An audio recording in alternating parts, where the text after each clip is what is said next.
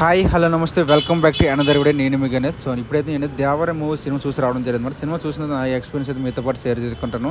కథ సారాంశం వెళ్ళినది ఎర్ర సముద్రం తీరం దట్టమైన అడవిలోని కొండ ప్రాంతంలో దేవర జూనియర్ ఎంటర్ అనమాట. బైరా సైఫ్ అలీఖాన్ తన స్నేహితులు శ్రీకాంత్ చౌక కలిసి సముద్రం వేటకు వెళ్తూ జీవనం సాగిస్తుంటారు. అయితే వారి జీవితాల్లో ఎలాంటి ఎదుగుదల లేకపోవడంతో చూసి మురళి శర్మ వారికి భారీగా డబ్బు వచ్చేలా పని ఇస్తుంటాడు అనమాట. అయితే సముద్రంలో అధికారులు కళ్ళు గప్పి సరుకును ఈ గ్యాంగ్ తరలిస్తుంటుంది.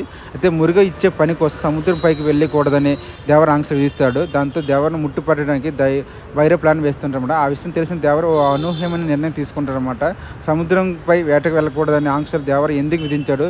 ప్రాణ స్నేహితులుగా ఉండే దేవరను బైరా తన స్నేహితులు కలిసి ఎందుకు చంపాలనుకున్నాడు? తనపై జరిగిన కుట్రను తెలుసుకున్న దేవర ఎవరికి చెప్పకుండా సముద్రంపైకి వెళ్ళాడు. బైరా గ్యాంగ్కు భయం ఎందుకు చూపించాలని అనుకుంటాడు. దేవర కుమారుడు వర పిరికివాడిగా ఎందుకు మారాడు? వరతో తంగం జాన్వీ కపూర్ ప్రేమాన్ని ఎలా సాగింది అనేది కథ సారాంశం అనమాట. సినిమా అయితే చాలా బాగుందన్నమాట.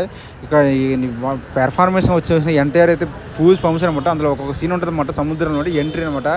అసలు వేరే లెవెల్ అనమాట. ఎందుకంటే కొన్ని 6 సంవత్సరాల తర్వాత గ్యాప్ తర్వాత సినిమా రావడం జరిగింది. ఆ పెర్ఫార్మెన్స్ అయితే పీక్స్లో ఉందన్నమాట ఎన్టీఆర్ అనమాట. ఎందుకంటే సింగిల్ ఓరియంటెడ్ అనమాట. ఎందుకంటే RRR చూసిన తర్వాత సింగిల్ ఓరియంటెడ్ అనమాట. అంటే 6 సంవత్సరాల తర్వాత సింగిల్ అనమాట.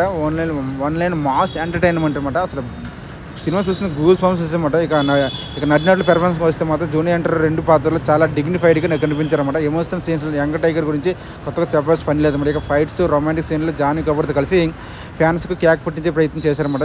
జాన్వీ కపూర్ ఉన్నంతసేపు తన గ్లామర్తో కట్టిపడేస్తుంది అనమాట. సైఫ్ అలీఖాన్ చాలా కొత్త విలనిజం పండించారన్నమాట. శ్రీకాంత్ అజయ్ ప్రకాష్ రావు జాన్వీ కపూర్ తమ పాత్రలో పరిధి వరకే సినిమా అయితే ఒక రేంజ్లో ఉందన్నమాట. చెప్పాలంటే దేవర సినిమాకి అత్యంత బలం అనిరుద్ధ్ మ్యూజిక్ అనమాట. రత్నవేల్ సినిమాకి టాప్ గ్రూప్ అయితే ఈ 2 విభాగాలకైతే సినిమాకి ఒక రేంజ్ని అయితే తీసుకొచ్చారన్నమాట. అనిరుద్ధ్ బ్యాక్గ్రౌండ్ స్కోర్ అయితే సన్నివేశాలను అయితే దుమ్ము లేపేసి చెప్పచ్చు అనమాట. ఎలివేషన్ సీన్స్ అయితే ఇంకా పీక్స్ ఉన్నాయని చెప్పచ్చు.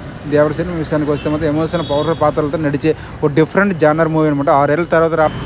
6 ఏళ్ళ తర్వాత షోలోకి వచ్చి అభిమానులు పండగ వాతావరణం కల్పించే విధానికి జూనియర్ ఎన్టీఆర్ పెర్ఫార్మెన్స్ పీక్స్లో ఉందన్నమాట. అసలు అభిమానులకైతే నిరాశ అనేది లేదన్నమాట. అంత బ్లాక్ బస్ట్ మంచి మూవీని అయితే ఆ సంవత్సరం సింగిల్ ఓరియంటెడ్లు ఇచ్చేవడం అయితే చాలా సంతోషంగా ఉంది. ప్రేక్షకులు ఖచ్చితంగా అయితే ఆదరిస్తారని అనుకుంటున్నాను. ఎందుకంటే ఎన్టీఆర్ పెర్ఫార్మెన్స్కి అయితే ఎవరు కూడా సాటి రారన్నమాట. ఆయన విలనిజం కానీ యాక్టింగ్ కానీ డ్యూయల్ రోల్లో కానీ ఆయన మాస్ యాక్షన్ అవన్నీ కూడా చూసే కొద్ది గూస్ బంప్స్ వస్తాయి అన్నమాట.